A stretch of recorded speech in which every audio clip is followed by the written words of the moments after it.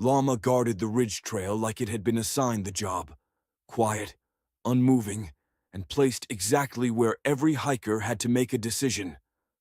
The ridge trail ran along the spine above Copperwood Valley, a long, open path with wind in your ears and a view that made people slow down without admitting it. On one side, the slope dropped into pine forest. On the other, the land rolled into high pasture dotted with boulders and tufts of dry grass. The trail itself was well used: packed dirt, scattered gravel, the occasional flat rock worn smooth by boots. About halfway along the ridge, the path squeezed between a line of old fence posts and a low rock outcrop. That pinch point had a name on the local map: Bell Gap, because years ago, when the pasture was still actively grazed, a rancher used to hang small bells on the fence post there to keep track of his llamas as they moved along the ridge in fog. The bells were still there. 3 of them, tarnished bronze, hanging from a short chain on a weathered post. They didn't ring much anymore. Wind could make them tap gently, but mostly they stayed still, quiet relics of a working pasture turned recreational trail. On Saturday morning, Mira Dalton arrived at Bell Gap, expecting to tighten a loose trail sign and then hike down to check a water bar. She was a volunteer trail steward, the kind who carried a small wrench in her pack and picked up other people's trash without making a speech about it. She liked the ridge early, before crowds and dogs and loud music showed up. She also liked the bells because they were oddly calming. Today, the bells were still for a different reason. A llama stood in the trail, not off to the side, not grazing 10 feet away. In the trail, squarely in the pinch point, body angled across the narrowest section like a gate. It was a big llama, tall, shaggy beige coat with darker patches at the neck, ears upright, eyes half-lidded in that calm, unreadable way llamas had. A leather collar circled its neck, and from the collar hung a small bell. That bell didn't move at all. No clink, no jingle. The llama wasn't shifting its head or shaking flies. It was planted. Mira stopped automatically, more from instinct than fear. Llamas weren't predators, but they were large, and they had opinions about space. She'd worked around pack llamas before and knew the truth. You didn't push through a llama that didn't want you near. Behind the llama, the pasture opened wide, and Mira could see 2 more llamas farther up the slope near a patch of scrub. Those 2 were grazing, tails flicking, relaxed. This one at the trail was different. This one was watching. Mira looked for a person, an owner, a herder, anyone with a lead rope. There was no one, just open ridge and wind and the quiet weight of an animal that seemed to have decided Bell Gap belonged to it. Mira pulled out her radio, but the ridge often had spotty service. She tried anyway, pressing the button. "Trail base, this is Mira at Bell Gap," she said. "We have a llama blocking the pinch point. Caller, Bell, seems like someone's livestock. No owner in sight." Static, then a faint reply. "Copy. Any aggression?" "It's calm," Mira said. "But it's posted, like it's guarding." "Understood," the voice crackled. "We'll try to reach the ranch contact. Keep hikers back." Mira glanced down the trail behind her. In the distance, she could already see people, tiny figures moving up from the lower parking lot. Weekend hikers. They would arrive in minutes, and they would do what hikers always did when they saw an animal in the trail: approach with phones out and common sense turned down. Mira stepped off the trail onto a flat rock and waited, positioning herself where she could intercept people before they walked straight into the llama's personal boundary. The first group arrived: 2 women with trekking poles and a man carrying a small speaker clipped to his pack. They slowed when they saw Mira's stance and then noticed the llama. "Oh my God," one woman whispered, delighted. "A llama." The man lifted his phone immediately. "That's wild," he said, stepping forward. Mira raised a hand. "Stop there," she said, firm but friendly. "Don't approach it." The woman blinked. "Why?" she asked, offended by the interruption of her cute moment. "Because it's blocking the pinch point," Mira said. "And it looks like it's guarding. Llamas can spit, and they can shove if they feel crowded." The man scoffed. "It's a llama," he said. Mira kept her tone calm. "It's an animal," she replied. "Give it space." The group hesitated. The man's phone wavered as he decided whether to listen. Mira could see the negotiation happening in his face. How close could he get without being wrong? The llama made the decision for him. It took one slow step forward. Just one. But it moved with intention. Its head lifted slightly. Its ears stayed upright. It didn't run. It didn't charge. It simply reduced the distance between itself and the humans by a meter. The man stopped instantly. Mira nodded. "That," she said quietly, "is your warning." The women laughed nervously and stepped back.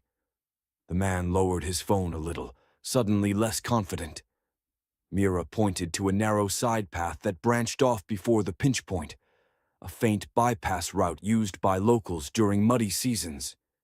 It was longer and rougher, winding around the rock outcrop through low scrub. "You can take the bypass," she said. "It reconnects after the gap. Or you can wait." The hikers looked at the bypass like it was an insult. But then they looked at the llama again, still standing in the trail like a furry checkpoint. They chose the bypass. As they climbed off the main trail, Mira heard the speaker clip rattling and the man muttering about ridiculous detours. Mira didn't argue. She just watched the llama. The animal didn't follow them. It didn't pursue. It stayed exactly where it was, holding the pinch point. A few minutes later, another group arrived. This time a family with 2 kids. The kids reacted with squeals, tugging at their parents' sleeves. "Can we pet it?" the little girl begged. Mira stepped in again. "No petting," she said gently. "We keep distance." The father frowned. "Is it dangerous?" he asked. Mira chose her words carefully. "It's not trying to hurt anyone," she said. "But it's guarding this spot. If people crowd it, it can spit. It can also kick." The father looked skeptical until the llama turned its head and fixed him with a steady stare. There was nothing aggressive in the stare, just a calm certainty that said, "This is my line." The family took the bypass too, kids disappointed but intrigued. As more hikers arrived, Mira repeated her instructions. Some listened, some rolled their eyes. But everyone detoured, because nobody wanted to be the person who got spit on in front of strangers. The bells on the fence post remained still the entire time. Mira noticed that and found it odd. Wind had picked up, enough to make her jacket flap, but the bells didn't tap. They hung motionless, sheltered behind the llama's body and the rock outcrop. It was like the llama's presence had stilled the whole gap. Then Mira heard a sound that made her turn, the soft clink of metal from farther up the pasture. A lead chain. A person. A young man in a ranch hat appeared over the rise, moving quickly. He carried a coiled rope and looked annoyed in the exhausted way of someone who had spent the morning chasing livestock. He saw the llama at Bell Gap and groaned. "Oh, come on," he muttered. Mira waved. "Are you with the llamas?" she called. The man nodded and jogged closer. "Yeah," he said, breathless. "They got through a weak spot in the fence. I've been trying to get them back." He glanced at the llama blocking the trail and shook his head. "That one's always a pain," he said. "He likes to post up." Mira raised an eyebrow. "He's stopping hikers," she said. The rancher looked apologetic. "Sorry about that," he said quickly. "He's protective, thinks he's in charge."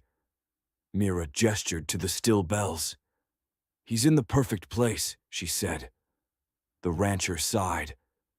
Yeah, he admitted. He does that at the home gate too. Just stands there until you convince him. How do you convince him? Mira asked. The rancher gave a dry smile. You don't push, he said. You invite, and you act like you've got all day. He approached slowly, speaking in a low voice that sounded more like conversation than command. The llama's ears flicked, recognizing him. The animal didn't move yet, but the tension shifted. Less guarding, more listening. The rancher held out the rope, not to lasso, just to show it. Come on, buddy, he murmured. Let's go. The llama stared at him for a long moment, then finally stepped sideways, just enough to open a sliver of trail. The bells on its collar still didn't ring. It moved with the same calm control it had used to block hikers, as if letting the rancher pass was an act of generosity, not obedience. Mira watched, relieved. But as the rancher guided the llama off the pinch point and toward the pasture, Mira understood the bigger picture. The llama hadn't been lost in the way people imagined. It hadn't been confused. It had chosen the ridge trail's narrowest point and held it, because holding pinch points was what guarding animals did. And the bells stayed still because everything about the gap had become quiet and deliberate. The wind, the people, the animal, all of it bending around one calm, stubborn decision. On the ridge, the trail didn't always belong to hikers. Sometimes it belonged to the one who stood still and made everyone else go around. By late afternoon, Bell Gap had turned into a story that traveled faster than footsteps. Mira heard it in fragments as hikers returned from the ridge and passed her going downhill. There's a llama up there. Right in the trail, I swear. We had to take the scrub bypass. It just stared at us like we were late. People said it with laughter and excitement, like the detour was part of the entertainment. But Mira knew how quickly funny became stupid, especially when social media got involved. Sure enough, around 4:10 p.m., a new group showed up with the posture Mira didn't like. Purposeful, phone-ready, convinced they were there for a moment. 3 guys in athletic gear, 1 woman with a small drone case, a teenager with a selfie stick. They weren't hiking for the ridge view. They were hunting the llama. Mira stepped forward as they approached the pinch point and lifted a hand. Stop here, she said. The tallest guy grinned. Is this where the llama is? He asked, already raising his phone. Mira nodded once. Yes, she said. And you're not going closer. The woman with the drone case frowned. We're not going to touch it, she said. We just want a shot. Mira kept her voice steady. It's guarding the gap, she replied. You can film from here. Do not crowd it. And no drones. The teenager blinked. No drones, he echoed, offended. Not near animals, Mira said. It can stress them, and it can cause unpredictable movement. The tallest guy laughed. It's a llama, he said again, like repetition made it harmless. Mira didn't argue. She just gestured to the open space behind her. You can turn around, she said, or you can take the bypass. The group exchanged looks, annoyance flickering. They weren't used to being told no by a person in a sun-faded volunteer vest. Behind Mira, the llama stood exactly where it had stood all day, still in the pinch point, body angled across the path, ears up, eyes calm. The fence post bells beside it hung motionless. No wind tap, no little metallic chatter. Just stillness. The group took 2 steps forward anyway. Not a rush, not blatant. That slow, slippery, we're just getting a little closer. Move. Mira felt her patience tighten. Stop, she said, sharper now. The tallest guy raised both hands theatrically. We're stopping, he said, still stepping. The llama responded before Mira could. It didn't charge. It didn't bolt. It did something more effective. It laid its ears slightly back, subtle but clear. Then it lifted its head and took a step forward into the narrowest part of the gap, closing the distance and narrowing the passage even more. Its chest now fully blocked the path. The group froze. The teenager's laughter died. The drone case woman swallowed. Mira pointed to the bypass again. "Detour," she said simply. The tallest guy tried to save face. "It's fine," he muttered, but his feet shifted backward without him even noticing. The llama held the line, unblinking. Then, like it had been waiting for exactly this kind of crowd to teach a lesson, it did the thing everyone thought they understood until it happened to them. It spat. Not a dramatic spray cloud, not an explosion. A quick, precise spit, a wet, sticky arc that landed on the gravel a foot in front of the tallest guy's shoes. A warning shot. The group recoiled as if the spit had hit them. It hadn't, but the message was clear. I can do worse. Back up. Mira felt a grim satisfaction she didn't enjoy having. "That was your warning," she said. The tallest guy's face went red. "It didn't even hit me," he protested. "It didn't need to," Mira replied. "It's telling you to leave it alone." The woman with the drone case looked suddenly serious. "Okay," she said quietly, stepping back. "We'll go around." They took the bypass, not laughing now. As they disappeared into the scrub trail, Mira exhaled slowly. She glanced at the fence post bells again and noticed something. Even after the spit, the bells stayed still. The llama hadn't shaken its head. It hadn't jolted. Everything about it remained controlled. That control was what made it effective. The llama wasn't mean. It wasn't crazy. It was doing what guard animals did: hold a pinch point, enforce a boundary, and discourage anything that pressed too close. Mira walked a few steps toward the gate area where the bypass rejoined and checked the flow. More hikers were still arriving, but fewer now.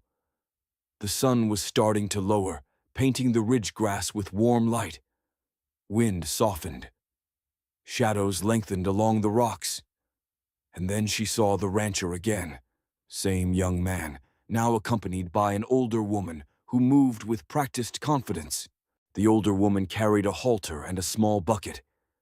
They approached from the pasture side, careful not to rush the llama.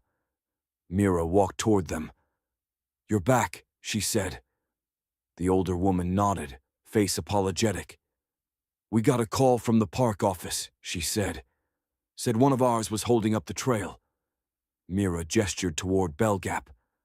"Still there," she said. "He's been committed." The older woman sighed. "That's Jasper," she said. "He decides jobs for himself." Mira raised an eyebrow. "Guarding?" she guessed. The older woman smiled faintly. "Always," she replied. "He guards the home gate, the water trough, whatever he thinks is important." They approached Jasper slowly. The llama watched them, ears forward again now, recognizing familiar humans. It didn't move aside yet. It made them earn it, the way it made hikers earn it. By waiting. The older woman didn't push. She simply set the bucket down a few feet away and stepped back. The bucket held something that smelled sweet, even from where Mira stood. Probably a handful of pellets or cut apples. Jasper's nose twitched. He looked at the bucket, then at the woman, then back at the bucket as if suspicious of being bribed. Finally, he took one slow step toward it, then another. When his front feet left the pinch point, Mira felt a wave of relief. The bells on his collar still didn't ring. His movements were that soft. He lowered his head to the bucket, took one bite, then stood there chewing like he hadn't been blocking a public trail all day. The older woman slipped the halter on smoothly, almost casually. Jasper didn't resist. He allowed it in the same way he'd allowed the rancher earlier, as if cooperation was his decision. They turned him toward the pasture and began walking. As Jasper moved away from Bell Gap, the fence post bells finally shifted slightly in the wind and tapped, just once, a soft metallic sound that felt oddly significant. The bells hadn't been broken. They'd simply been stilled by the way the day had tightened around one animal. Mira watched Jasper leave, then looked back at the now open pinch point. Hikers passing by would never know how much effort it had taken to keep that situation calm. Warnings, detours, patience, and the constant prevention of someone doing something reckless. The long ridge trail belonged to hikers again, for now. But Mira knew the story would linger. People would come tomorrow hoping to see the guard llama. Someone would try to get too close for a photo again. Someone would joke about llama security. And if Jasper ever slipped through a fence gap again, he'd likely choose the same place. Because pinch points felt like power. And guarding animals loved power. At Bell Gap, the llama had guarded the ridge trail by standing still. And the bells stayed still because everything else, people, wind, noise, had been forced to slow down and respect the boundary. Until the boundary moved on.